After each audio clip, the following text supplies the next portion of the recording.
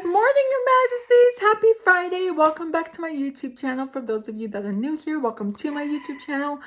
Okay, I am going to show you guys Annabelle and my Easter Bunny Adam. And today's story is, I saved the best for last. I don't know why Mika's barking. Yo, I don't know why she's doing that. Okay, this one's called Hatchet Man. And it goes, The Hatchet Man is a story about one of Ohio's first homicidal maniacs, Andrew Hellman. Okay. The Hatchet Man is a terrifying ghost who haunts a cemetery in Ohio in the dead of night around campfires and slumber parties. People tell the story of the infamous murderer named Andrew Hellman. They say his restless spirit stalks the road, searching for victims to chop up with his trusty hatchet. Okay, and it goes. The legend of the Hatchet Man begins in the 1830s. At the time, Andrew Hellman was a wealthy tailor who lived in Ohio with his wife, Mary. They had 3 children, Louisa, Henry, and John. Those who knew Hellman described him as a violent fiend and a bloody devil. Far from being a happy family, the wife and children lived in fear of their husband and father. Oh, Lordy. They say Hellman was a brutal lunatic with an intense hatred of women. Excuse me.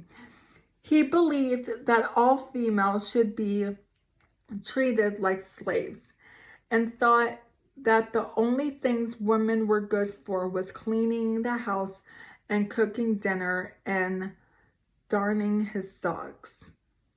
No, not the misogynist. He beat his wife mercilessly and treated his children like dirt, often starving them and denying them everything except the barest necessities of life. He even went so far as to disown young Henry when he was born. He said the child was not really his son. He was sure that his wife was cheating on him with someone else. After young John was born, Hellman swore that if his wife gave birth to another baby, he would kill her. What? By the spring of 1839, Hellman's violent madness had blossomed into a murderous fury. Sick and tired of living with his family, he decided that the time had come to rid himself of them once and for all. First, he tried to murder his wife by sprinkling poison in her milk at breakfast. His plan failed when she noticed the white powder floating in the milk and threw it out. Next, Hellman decided to poison his children. One day, all 3 of the youngsters suddenly became sick and spent 2 days in bed, suffering from a mysterious and agonizing illness. Louise and John finally died in terrible pain, but thanks to his mother's valiant efforts, young Henry managed to survive, of course. When Hellman's wife accused him of poisoning the children, he denied everything. To save money, Louisa and John were both buried in the same grave. From that moment on, the wife and son lived in fear of Andrew Hellman. I keep wanting to say Andrew Butler because I've been watching Adam's videos a lot, and I've been watching the videos on, so I keep wanting to say Andrew Butler for some reason. Okay. His son lived in fear of Andrew Hellman, trembling and shaking with terror whenever they were in his presence. 5 months later, Henry went off to work on his uncle's farm, leaving his mother and father home alone. After a vicious argument, the crazed Hellman completely flipped his lid, and went stark raving mad. He flew into a violent rage, grabbed the hatchet, and chased his wife around the house, hacking her to pieces. Holy crap. When he came to his senses and saw what he had done, he knew he would have to cover up his evil deed somehow. The house was covered in so much blood that he couldn't clean it up. So he tried to make it look like a robbery. He went through all the rooms, emptying out the drawers and overturning all the furniture. Then he covered his hands in his wife's blood and rubbed it all over himself. Crap, dude.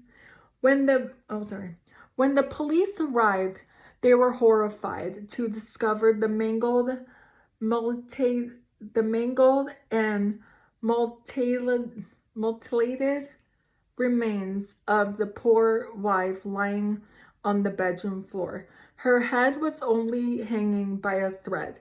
Andrew Hellman was lying in bed, moaning and groaning, and claiming they had been attacked by a gang of thieves. Jesus.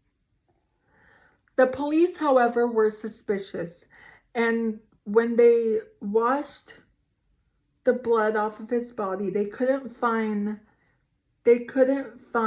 so much as a scratch on him.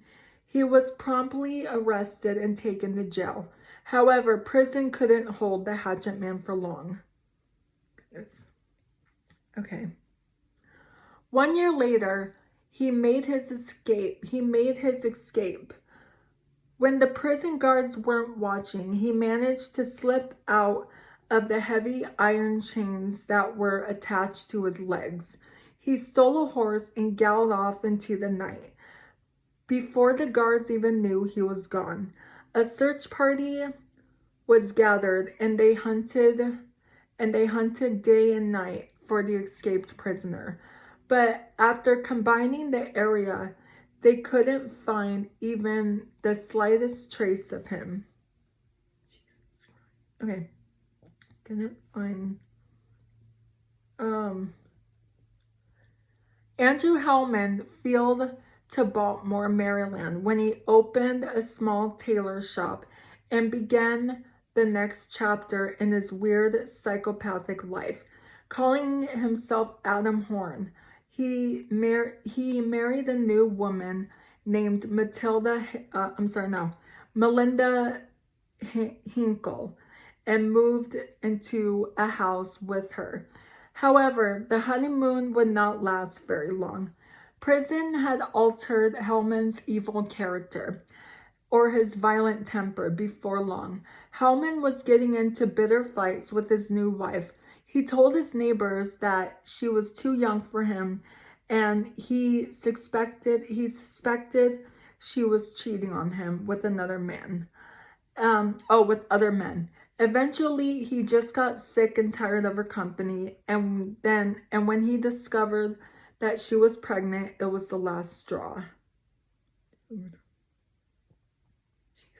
Okay. The last straw. Once again, he picked up a hatchet and chopped his wife into pieces. After he was done, he gathered up the dismembered body parts and spread them all over the property. His arms and legs were hidden in the bedroom, and he buried a sack containing her torso in a shallow grave near the orchard. Her head was never found. Jeez. When his crime was uncovered, the police finally put two and two together and realized he was the Hatchet Man. Hellman was tried in court, and the judge found him guilty of murder in the first degree. He was hung by the neck until he was dead, and his corpse was buried in the grave next to his wife and two kids. So he hurt himself? What? According to the legend, the ghost of Andrew Hellman still haunts the cemetery, where he is buried. The house where he murdered his wife and children is very close by. Locals call it Hatchet Man Cemetery, and his tombstone is said to glow with the ghastly spectral light. Reports of hearing mysterious voices and footsteps are common among those who try to find the house. Though there are those who say that there are those who say that late at night they've heard sounds of a hatchet being repeatedly slammed into the side of the tombstone. A few brave souls have even reported seeing hatchet marks all along the side of the headstones. Many years ago, the cemetery caretaker was making his nightly rounds when he was attacked by an unknown assailant who was carrying a hatchet. The caretaker was chopped to bloody bits, and his killer disappeared into the night, never to be seen again. Oh my gosh. There have been unconfirmed reports that the hatchet-wielding maniac, 3 university students who were camping in the cemetery on a dare. When the students came to the site, they repeatedly vandalized some tombstones and went to check out the depleted ruins of the Hatchet Man's house. Even though it was the middle of winter, the walls of the house were hot.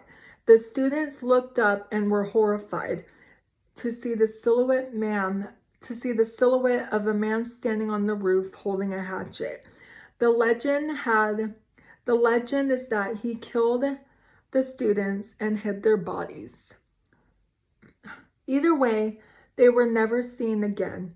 They say if you go there and the walls of the house are hot, it means that the Hatchet Man is on parole and looking for fresh victims.